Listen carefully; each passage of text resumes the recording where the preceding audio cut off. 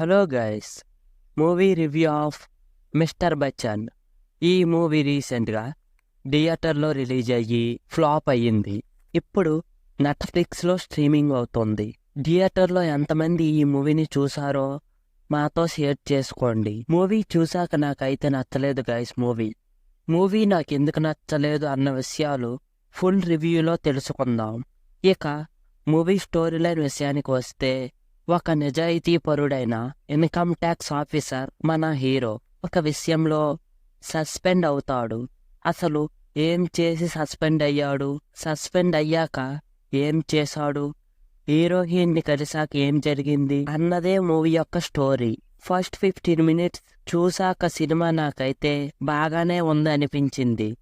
కానీ తరువాత నుంచి సాగతీసిన love story, movie songs, movie అయితే అక్కడక్కడ బాగుంది కానీ మూవీ మొత్తం అయితే బాగలేదు.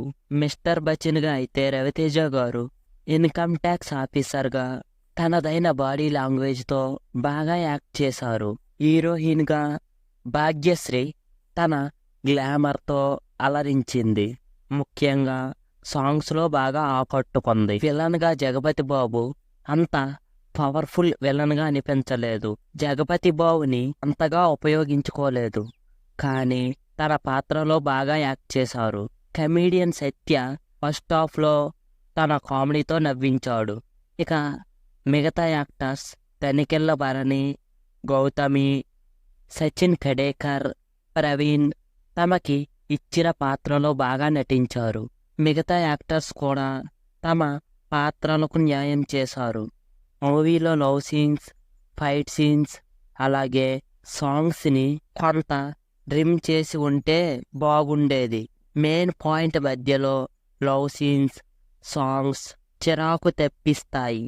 సెకండ్ హాఫ్లో మాత్రం మరీ కొన్ని సీన్స్ స్లోగా, రెగ్యులర్గా సాగుతున్న ఫీలింగ్ కలిగింది. హీరో అండ్ విలన్ మధ్య సన్నివేశాలు ఇంకా స్ట్రాంగ్గా రాసుకుంటే బాగుండేది.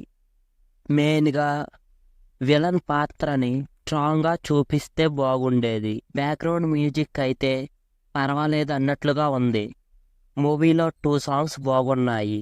సో ఇది guys mister Bachchan movie review. మీకు మూవీ రివ్యూ ఎలా అనిపించిందో మాతో కామెంట్ బాక్స్లో షేర్ చేసుకోండి.